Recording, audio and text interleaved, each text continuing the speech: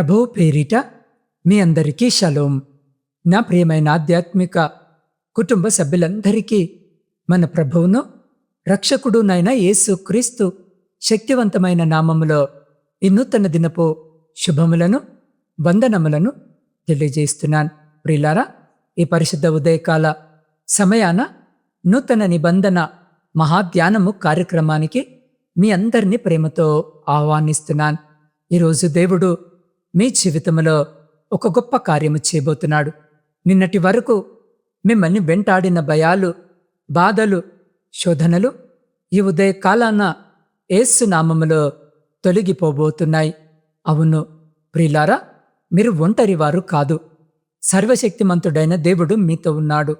ఈ రోజంతా దేవుని కృప మిమ్మల్ని నడిపించబోతుంది. ఈ ఉదయాన్నే మన హృదయాలను విశ్వాసముతో నింపుకుంటూ ప్రతికూలతలను జయించడానికి నా వెనుక ఈ విశ్వాసపు ప్రకటనలను గట్టిగా చెప్పండి. ఈరోజు నా జీవితంలో దేవుడు ఆశీర్వాదకరమైన రోజుగా మార్చబోతున్నాడు. నా మార్గములో ఉన్న ప్రతి అంధకారాన్ని యేసు నామములో లయపరుస్తున్నాను. నా బలహీనతలను దేవుడి రోజు బలముగా మార్చబోతున్నాడు. నేను జయశీలుడను, నేను ఆశీర్వదించబడిన వాడను. ఆమెన్. ప్రియమైన దేవుని బిడ్డలారా, ఈ ఉదయకాల సందేశము మీ హృదయాన్ని తాకుతుంది, మిమ్మల్ని బలపరుస్తుంది అని మీరు నమ్మినట్టయితే దయచేసి ఇప్పుడే ఈ వీడియోను లైక్ చేయండి, నా ఛానల్ని సబ్స్క్రైబ్ చేసుకోండి. అలాగే ఈ రోజును దేవుని హస్తాలకు అప్పగిస్తూ ప్రారంభ ప్రార్థన చేసుకుందాం. మహాపరిశుద్ధుడైన మా ప్రియ పరలోకపు పరమ తండ్రి, మీ జీవము కలిగిన నామమును బట్టి స్తుతులు, స్తోత్రాలు, వందనాలు. అయ్యా, ఈ సుందరమైన ఉదయ కాలాన్ని బట్టి నీకు వందనాలు. ఈరోజు మా ఎదుట ఉన్న ప్రతి సవాలును, ప్రతి కష్టాన్ని జయించే శక్తిని మాకు దయచేయండి. అయ్యా, మా హృదయాలను నీ వాక్యముతో నింపండి. ఈ సందేశము వింటున్న ప్రతి బిడ్డను మీ ఆత్మతో అభిషేకించండి. నీ వాక్యాన్ని అందిస్తున్న నీ దాసుడనైన నన్ను మీ శిలువ చాటున మరుగుపరిచి అయ్యా, వినగలిగే చెవులను, గ్రహించగలిగే హృదయమును ప్రతి బిడ్డకు దయచేయమని యేసు క్రీస్తు శక్తి కలిగిన నామమున ప్రార్థించి అడిగి పొందుకొని ఉన్నాము మా పరమ తండ్రి. ఆమెన్. నా ప్రియ సహోదరి సహోదరులారా, ఈరోజు మన ధ్యానము కొరకు పరిశుద్ధ గ్రంథమైన బైబిల్ నుండి మత్తయి సువార్త 7వ అధ్యాయము 13 మరియు 14 వచనాలను చదువుకుందాం. ఇరుకు ద్వారమున ప్రవేశించుడి, నాశనమునకు పోవు ద్వారము వెడల్పును, ఆ దారి విశాలమునై ఉన్నది. దాని ద్వారా ప్రవేశించువారు అనేకులు. జీవమునకు పోవు ద్వారము ఇరుకును, ఆ దారి సంకుచితమై ఉన్నది.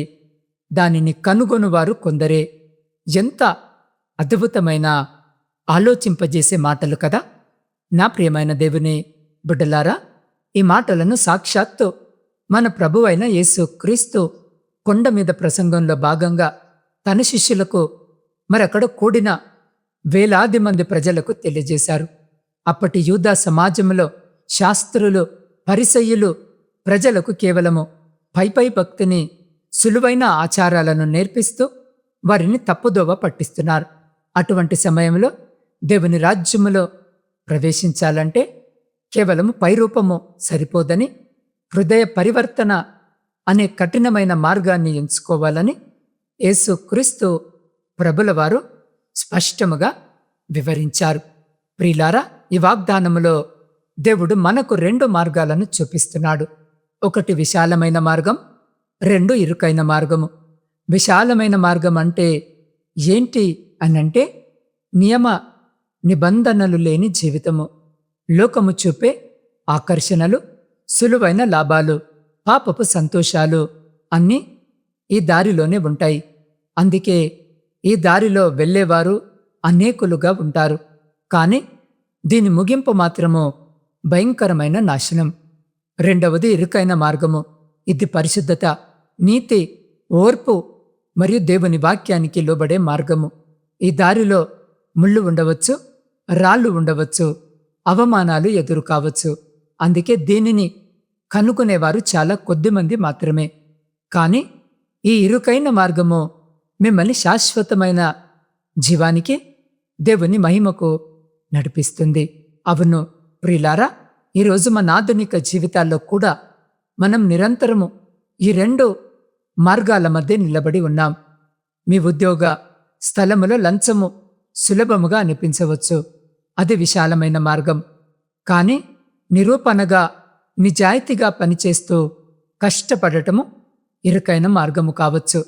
వ్యాపారంలో అబద్ధాలు చెప్పి ఎక్కువ లాభాలు గడించడము సులభము కావచ్చు. కానీ దేవుని భయము కలిగి న్యాయం పరంగా వ్యాపారం చేయడము కష్టంగానే అనిపించవచ్చు. నా ప్రియమైన సహోదరి సహోదరుడా, అప్పుల బాధలో ఉన్నప్పుడు, ఆర్థిక భారాలు మిమ్మల్ని నలిపి వేస్తూ ఉన్నప్పుడు, తప్పుడు మార్గాల్లో డబ్బు సంపాదించాలనే ఆలోచనలు రావడము సహజము. కుటుంబంలో కలహాలు వచ్చినప్పుడు పగ తీర్చుకోవడము లేదా విడాకులు తీసుకోవడం అనే విశాల మార్గం వైపు లోకము మిమ్మల్ని నడిపించవచ్చు. కానీ క్షమించి ప్రేమించి ఓర్చుకోవడం అనే ఇరుకైన మార్గాన్ని దేవుడు మనకు బోధిస్తున్నాడు. నా ప్రియ సహోదరి సహోదరుడా, మీరు అనుకోవచ్చు, బ్రదర్, నేను నిజాయితీగా ఉన్నాను కాబట్టే ఇంకా నా సమస్యలు, ఇంత అనారోగ్యము, నా భవిష్యత్ అంతా చీకటిగా కనిపిస్తుంది అని. కానీ ఒక్క విషయము గుర్తుపెట్టుకోండి, మీకోసము దేవుడు పనిచేస్తున్నాడు. ఆయన మీరు వెళుతున్న మార్గము ఇరుగ్గా ఉందంటే లోకము మిమ్మల్ని తక్కువ చూడవచ్చు, మీ ఆత్మవిశ్వాసాన్ని దెబ్బతీయవచ్చు. కానీ దేవుడు అంటున్నాడు, నీ రేపు నీ నిన్నటి కంటే గొప్పదిగా ఉండబోతుంది అని. ఈరోజు నీ జీవితంలో ఎదురవుతున్న ఆర్థిక ఇబ్బందులు, అప్పుల సమస్యలకు దేవుని వాక్యమే సమాధానము. మీరు తప్పుడు మార్గాల వైపు అడుగులు వేయకుండా దేవుని పాదాల చెంత మోకరిల్లండి. ఆయన మీకోసము ఆకాశపు వాక్యాలను విప్పగలడు. లోకము చూపే తాత్కాలిక సంతోషాల వెనుక పరిగెత్తకండి. దేవుని సమయము ఎప్పుడూ పరిపూర్ణమైనదే. ఆయన సరైన సమయంలో మీకు మార్గాలను సరళము చేస్తాడు. కాబట్టి ఈ ఉదయము మీ భయాలన్నిటినీ విడిచిపెట్టి ఇరుకైన జీవ మార్గంలో నడవడానికి తీర్మానము చేసుకోండి. ప్రియ సహోదరి సహోదరులారా, ఈ సందర్భంలో నాకు శారద అని ఒక సాధారణ గృహిణి జీవిత కథ గుర్తుకొస్తుంది. శారద ఒక చిన్న గ్రామంలో నివసించేది. ఆమె భర్త ఒక ప్రైవేట్ కంపెనీలో చిన్న ఉద్యోగము చేస్తూ కుటుంబాన్ని పోషించేవాడు. వారికి 3 పిల్లలు. జీవితము ప్రశాంతంగా సాగుతున్న సమయంలో ఒక్కసారిగా ఒక పెద్ద తుఫాను వారిపై విరుచుకుపడింది. శారద భర్త పనిచేస్తున్న కంపెనీ అకస్మాత్తుగా నష్టాల బారిన పడి మూతపడింది. ఉన్న ఒకగానొక జీవనాధారము కోల్పోవడంతో ఆ కుటుంబము తీవ్రమైన ఆర్థిక ఇబ్బందుల్లో కూరుకుపోయింది. పిల్లల చదువులు, ఫీజులు, ఇంటి అద్దె, రోజువారీ భోజనము కూడా కష్టంగా మారింది. అప్పుల వాళ్ళు ఇంటి ముందు వచ్చి అవమానించడం ప్రారంభించారు. అది శారద జీవితంలో అత్యంత భయంకరమైన నిరాశతో కూడిన కాలం. అలాంటి కష్ట సమయంలో లోకము శారదకు ఒక విశాలమైన మార్గాన్ని చూపించింది. ఆమెకు తెలిసిన కొందరు వ్యక్తులు వచ్చి, చూడు శారద, ఎలాగూ మీ ఆయనకు ఉద్యోగము లేదు కదా, మాకు తెలిసిన ఒక స్థలంలో కొన్ని అక్రమ వ్యాపారాలు, వడ్డీ దంద జరుగుతుంది. నువ్వందులో చేరి కాస్త అబద్ధాలు చెప్తూ వసూలు చేస్తే నెలకు లక్షల్లో సంపాదించవచ్చు, మీ కష్టాలన్నీ తీరిపోతాయని ఆశ చూపించారు. క్షణాల్లో అప్పులన్నీ తీరిపోయి విలాసవంతమైన జీవితము గడపడానికి అదెంతో సులువైన మార్గము అని అనిపించింది శారదకు. కానీ శారదకు తెలుసు, అది నాశనానికి నడిపించే విశాలమైన మార్గమని. శారద ఆ రాత్రి దేవుని పాదాల చెంత మోకరిల్లి కన్నీటితో ప్రార్థన చేసింది. శారద హృదయము దేవుని వైపు తిరిగింది. ప్రభువా, నేను ఆకలితో చనిపోయినా పర్వాలేదు, కానీ నీకిష్టము లేని తప్పుడు మార్గాల్లో నేను వెళ్ళను తండ్రి. నీ నీతి మార్గములో ఇరుకైన దారిలోనే నేను నడుస్తాను అని తీర్మానించుకుంది. లోకము చూపిన ప్రలోభాలను, సులువైన లాభాలను ఆమె ఖచ్చితంగా తిరస్కరించింది. అది చూసిన తన బంధువులు, తన స్నేహితులు ఇంత కష్టం వచ్చినా అవకాశాన్ని వదులుకుంది. ఈమెకు పిచ్చి అని నవ్వుకున్నారు, అవమానించారు. కాని శారద ఒక్కటే నమ్మింది. లోకము వారి కుటుంబాన్ని వదిలినా దేవుడు వారి కుటుంబాన్ని వదిలిపెట్టలేదని. దేవుడు శారద యొక్క నమ్మకత్వాన్ని చూశాడు. ఒకరోజు శారద ప్రార్థన ముగించుకొని వీధిలో నడుచుకుంటూ వెళుతూ ఉండగా ఒక వృద్ధురాలు నడవలేక కింద పడిపోవడము చూసింది. వెంటనే శారద ఆమెను లేపి నీళ్లు తాగించి ఎంతో ప్రేమతో ఆమెను సమీపంలోని ఆసుపత్రికి తీసుకువెళ్లి పరిచర్య చేసింది. ఆ వృద్ధురాలు ఎవరో కాదు, ఆ పట్టణంలోనే ఒక పెద్ద చేతి వృత్తుల శిక్షణ కేంద్రాన్ని మరియు వ్యాపారాన్ని నడుపుతున్న ఒక ధనవంతురాలు. శారద యొక్క నిజాయితీ, సేవాభావము, నమ్మకత్వాన్ని చూసిన ఆ వృద్ధురాలు ఎంతగానో ప్రభావితమైంది. ఆమె శారదకు ఉచిత శిక్షణనివ్వడమే కాకుండా తన వ్యాపారంలో ఒక విభాగానికి మేనేజర్గా బాధ్యతలప్పగించింది. అంతేకాదు, శారద భర్త యొక్క అర్హతను బట్టి ఆ సంస్థలోనే ఒక గౌరవప్రదమైన ఉద్యోగాన్ని కూడిచ్చింది. కొన్ని నెలల్లోనే వారి అప్పులన్నీ తీరిపోయాయి. అవమానించిన వారి ముందే దేవుడు ఆ కుటుంబాన్ని తల ఎత్తుకునేలా చేశాడు. చూశారా నా ప్రియ సహోదరి సహోదరుడా, ఇరుకైన మార్గములో పరిశుద్ధముగా నిలబడినప్పుడు మొదట కష్టాలు, నిందలు ఎదురైనా దేవుడు శారద కుటుంబాన్ని ఎంత గొప్పగా ఆశీర్వదించాడో ఈరోజు మీ జీవితంలో కూడా అద్భుతాలకు ఇది ప్రారంభము కావచ్చు. నా ప్రియమైన దేవుని బిడ్డలారా, ఈ సమయమందే దేవుని ఆత్మ మీతో మాట్లాడుతుంది. లోకము చూపే విశాలమైన మార్గము వైపు, తాత్కాలిక సంతోషాల వైపు చూస్తూ మీ జీవితాన్ని నాశనము చేసుకోకండి. ఈ ఉదయము ప్రభు మిమ్మల్ని తన ఇరుకైన జీవ మార్గంలోనికి ఆహ్వానిస్తున్నాడు.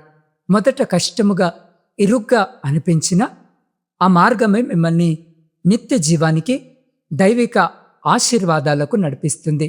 ఎవరైతే ఈ ఉదయము అయ్యా నేను నా తప్పుడు మార్గాలను విడిచిపెడుతున్నాను, లోక ఆశలను వదులుకుంటున్నాను, కష్టమైనా సరే నీ నీతి మార్గములో నడవడానికి నా హృదయాన్ని నీకు అర్పిస్తున్నాను అని తీర్మానించుకుంటున్నారో మీరందరూ ఉన్న పాటున మీ కుడి చేతిని మీ హృదయంపై ఉంచుకోండి.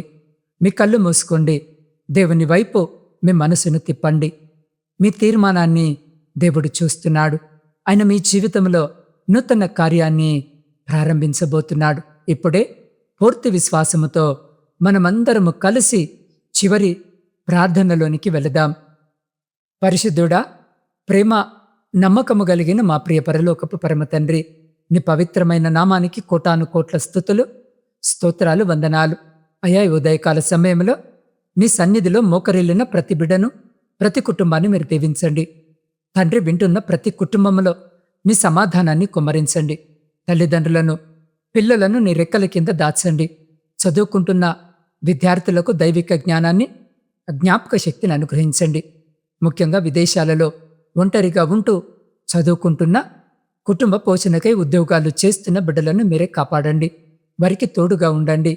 అయ్యా, స్థిరమైన ఉద్యోగాలు లేక, స్వేచ్ఛగా పని చేసుకుంటూ కావలసిన అకామాలు లేక చాలా ప్రాంతాల్లో బిడ్డలు ఇబ్బంది పడుతూ ఉంటుండగా వారికి కావలసిన సహాయము దయచేయమని వేడుకుంటున్నాం.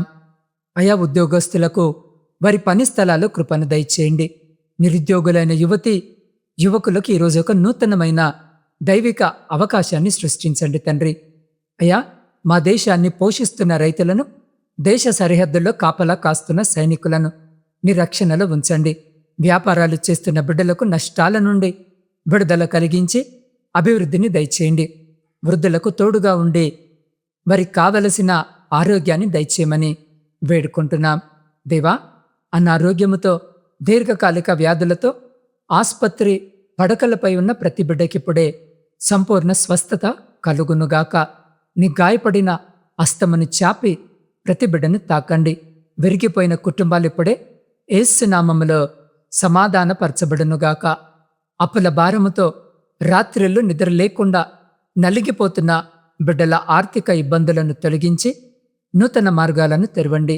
అయ్యా, మా దేశంలో ప్రపంచంలో శాంతిని నెలకొల్పండి.